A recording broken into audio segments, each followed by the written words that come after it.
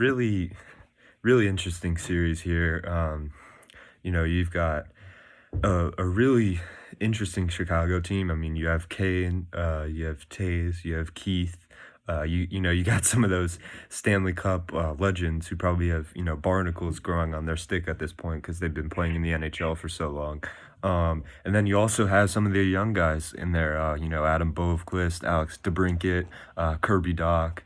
Really interesting here. Seeing kind of the new guys in Chicago and the old guys in Chicago congregating for maybe what'll be one last playoff run. For a while, I guess. I guess that's kind of hard to say. And then they're matching up against Edmonton, who has just been, an offensive juggernaut this year. Goaltending has hurt them a bit, but, they've really put together a good roster. I really like what their new GM has done, trading for James Neal, and just kind of fixing up their roster in general. So what are your observations in the series? I mean, like you said, it's a pretty interesting matchup. Like, you have, I'd say, like, the dynamic duo of, like, earlier generation between Taves and Kane, and then you have your McDavid-Draisaitl connection. Like, Yeah. They're each approaching, like, they're each closer to the different ends of their careers, right? Yeah. So it's like the old boys club versus the new guys, right? Mm-hmm. Chicago does have a lot of offensive. I kind of want to go down, like, from offense, defense, and goaltending comparison. Yeah. That, like, I think the best asset of the Blackhawks is their offense. Like, you 100%. listed out, like, all the young guns and the old vets who can contribute on offense.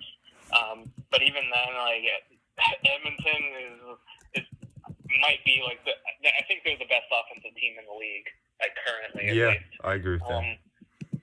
Like, people question their depth, but when you have talent like that, and you have people who can fill in those roles, even if, like, the most skilled, like, if they don't, like, slow McDavid down or just slow Draisaitl down, if they're serviceable and can play their spots alongside them, like, you don't need to have the most deep team, right? Exactly. And yeah. even the guys that, like, even when people question Edmonton's depth, like, I mean, their depth has played well enough, and they've kind of proven, like, the naysayers wrong, I'd say, this season. Yeah, and going back to, sorry to interrupt you real quick, going back to, the GM, I mean, getting Athiansu to add to forward depth, great move.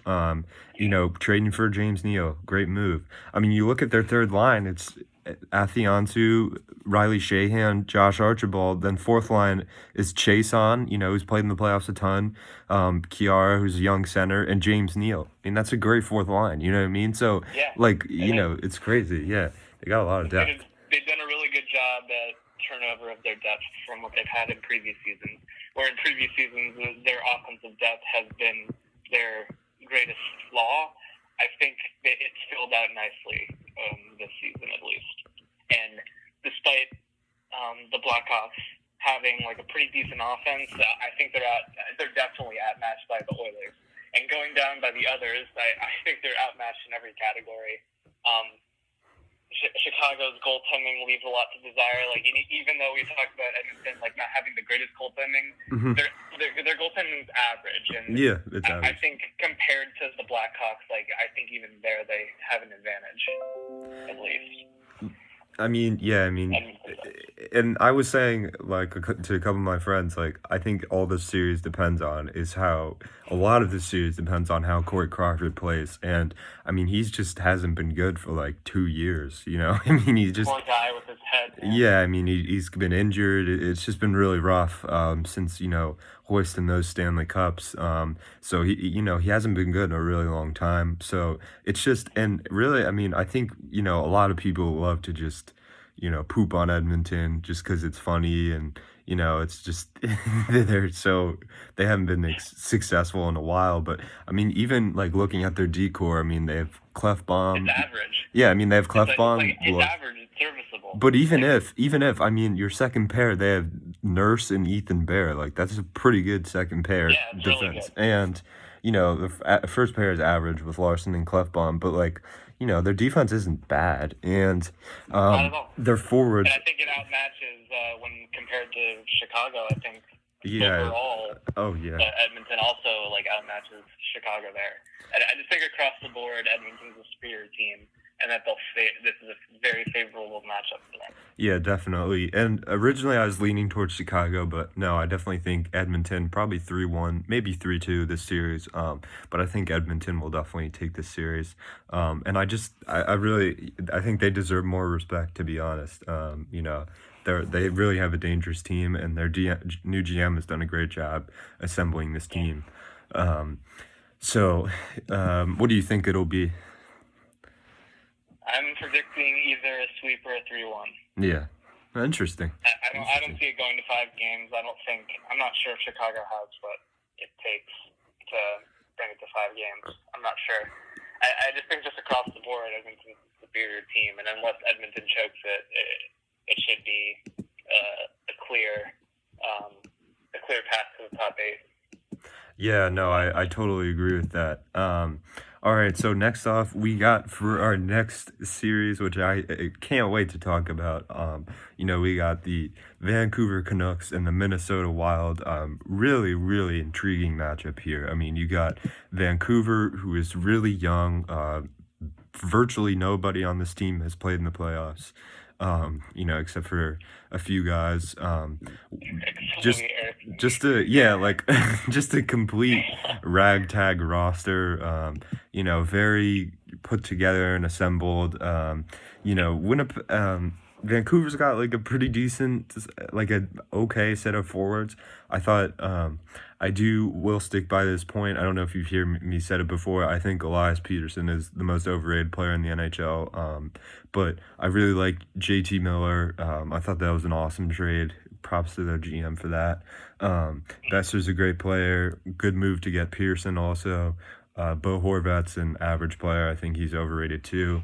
As you can tell, I have a little bit of a disdain for the Vancouver fan base. I think they like to overrate a lot of their players and, just think they're a really good team.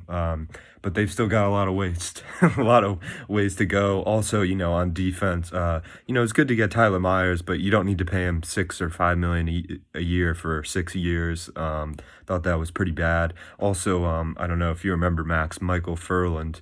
They gave him a contract, I believe it's 4 years for $4 million or something like that, which was another complete overpay for a guy who's, good forward, but he gets injured almost every time. And, what do you know? Right now, he's on the injured reserve. So, anyways, quick Vancouver roster rant right there. But anyways, so we got Vancouver, who's pretty young roster. Not really outstanding, I'd say, in any areas. Kind of like above average. Above average in all areas. And I mean, what's your impression of this Vancouver roster? I strongly disagree about your assessment of Elias Pettersson. I will say maybe it's personally like me actually like. I don't mean this being a shot, like me actually like being a hockey player. And, yeah, no, like, of course. Playing it in a very competitive setting, personally, like currently. Yeah, no, definitely. Like the things that Elias Pettersson does, like on the ice, like to me, are just mind blowing. Just I don't know how to describe it. I could give you kind of examples, like technically, like what he does, which puts him ahead above like most of the players in this league. I could give you a few examples, but I'm not sure if I want to go in depth with it right now. But Elias Pettersson is an extremely valuable talent for the Vancouver roster, and I really disagree that he's overrated. I don't think he's their best player. I'll say that. I don't think he's the best player. I think by the people in the fan base, maybe. But across the league, I don't think he's overrated at all. Bo Horvat I think is a really great overall player. Yeah. Does I think he does basically everything on the ice well. Pretty solid, great leader. First and foremost, I think it was a good choice making him captain. Yeah. I think he's probably a really great force in the locker room to have lead. And he basically, I think he does everything on the ice right, like across the board. He has a very, very strong 200-foot game. We talked about the JT Miller acquisition. He's really come into his own as a player. Yeah. I wasn't happy to see him get let go from the Rangers last season, but I'm happy that he's found success in Vancouver. And he is really talented and has a way of finding the right play all the time. And then, obviously you have Hughes on the back end, who's probably one of the best D in the league right now. Yeah, honestly, I think he might be better than Cale Makar. I mean, he'll probably be one of the best defensemen in the league. He's so good. He's just so good. Yeah. Well, I wouldn't say I'm not sure where I stand on the debate between him and Cale Makar. Yeah. Both of them are incredible talents. Some of the best dynamic defensemen in the league right now. Yeah, I'm not sure about their depth on the blue line. Exactly, yeah. It leaves a lot to be desired, but Hughes, is a player who can really push the pace of play and force people to play on their toes, can change the flow of the game, the speed of it, can make everything slow down or speed up to his need when he has the puck. He's just a player who can just take control of the play whenever he has the puck. And of course, in net, I think it might be their best strength. Yeah. Markstrom's a great goaltender, and he'll be ready. Right? Demko. Yeah, Demko, the backup. Yep. Yeah, I think they have a really good set of goaltenders in Vancouver. I think it's their best asset currently. Yeah, I mean, they got a great set of goaltenders. A few quick questions for you, Max. So, what do you think about the Ferland? Do you think, obviously Vancouver criticized heavily for paying Ferland and Myers so much money. Do you think they were overpaid, first off? And also, do you think Jacob Markstrom will re-sign with Vancouver?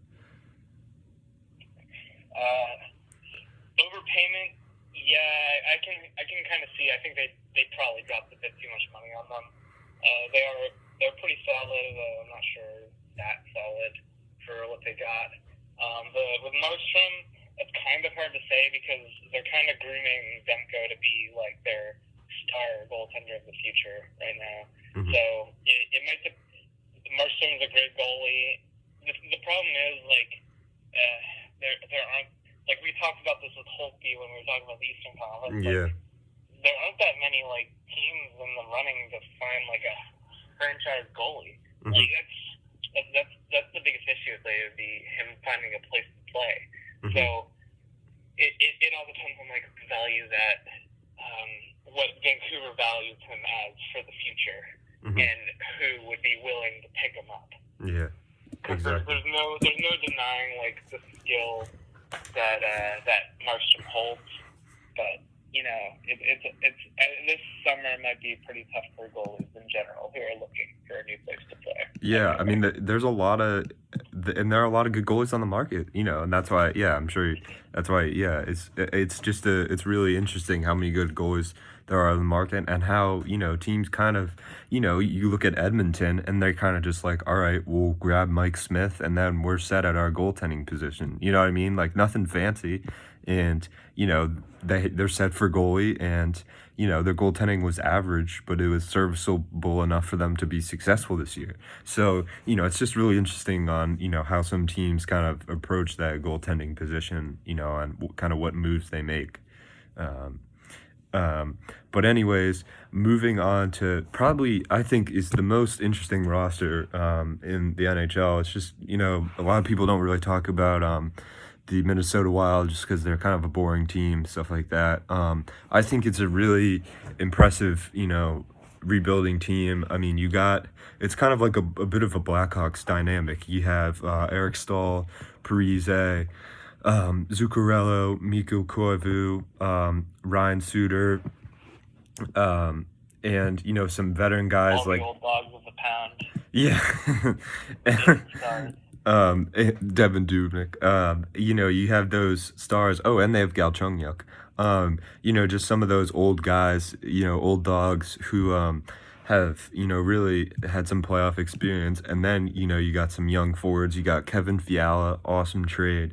Eric Sinek, um, who else? I'm trying to look for young. I guess Matthew Dumba maybe is kind of a young player, and Jared Spurgeon. But you kind of have that mix of young and old.